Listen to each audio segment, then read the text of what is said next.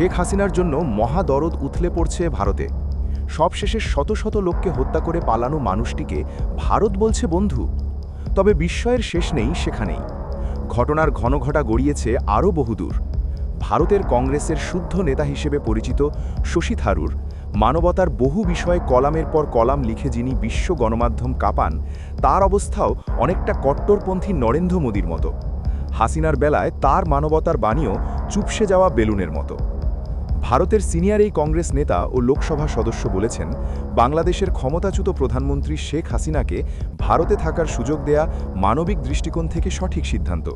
তিনি মনে করেন, দীর্ঘদিনের মিত্র হিসেবে ভারতের উচিত ছিল তাকে নিরাপদ আশ্রয় দেওয়া, এবং ভারত সে দায়িত্বই পালন করছে।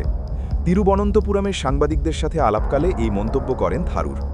শশী থারুর বলেন, ভারত মানবিক দৃষ্টিকোণ থেকে সঠিক কাজটি করেছে।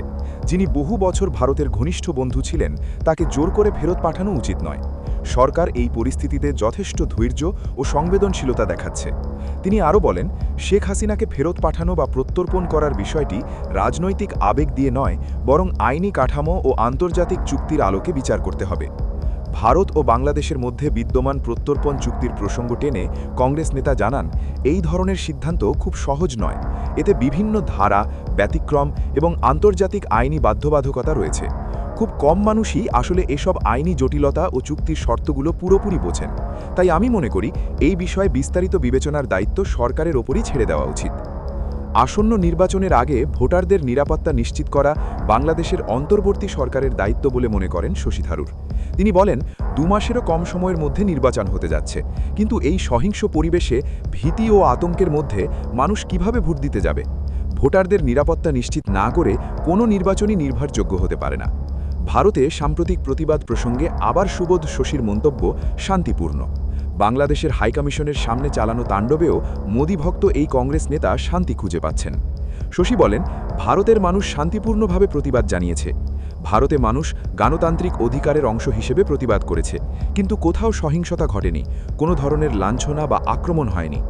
বাংলাদেশেও এই ধরনের শান্তিপূর্ণ প্রতিবাদের সংস্কৃতি গড়ে তুলতে হবে। অথচ বাংলাদেশের মিশনগুলোর সামনে রীতিমতো তাণ্ডব চালিয়েছে ভারতের উগ্রপন্থী হিন্দুত্ববাদীরা। শশী আরও বলেন, বর্তমানে যে পরিস্থিতি চলছে তা শুধু রাজনৈতিক উত্তেজনা নয়, বরং শৃঙ্খলা রক্ষার বড় চ্যালেঞ্জ। তিনি আশা প্রকাশ করেন যে বাংলাদেশের কর্তৃপক্ষ দ্রুত পদক্ষেপ নিয়ে পরিস্থিতি নিয়ন্ত্রণে আনবে এবং সাধারণ মানুষের নিরাপত্তা নিশ্চিত করবে। শেখ হাসিনা বর্তমানে ভারতে অবস্থান করছেন। এই তথ্য সামনে আসার পর থেকেই বাংলাদেশ ও ভারতের রাজনৈতিক মহলে আলোচনা চলছে। এই অবস্থায় ভারতের শাসক দল ও বিরোধী দলের মধ্যে দৃষ্টিভঙ্গির ভিন্নতা থাকলেও মানবিক দৃষ্টিকোণের প্রশ্নে অনেকেই সরকারের সিদ্ধান্তকে সমর্থন করছেন। শশী থারুরের মন্তব্য সেই অবস্থানকে আরও স্পষ্ট করে তুলেছে। থারুরের মতে, রাজনৈতিক মতবিরোধ থাকতেই পারে, কিন্তু মানবিক দায়িত্ব ও আন্তর্জাতিক কূটনৈতিক সম্পর্ক, এই দুটি বিষয় বিবেচনা করেই সিদ্ধান্ত নেওয়া উচিত। তাই তিনি সবাইকে ধৈর্য ধরার আহ্বান জানান এবং প্রত্যাশা ব্যক্ত করেন যে ভারত সরকার যথাযথ বিশ্লেষণ ও আইনি পর্যালোচনার মাধ্যমে সঠিক সিদ্ধান্ত নেবে।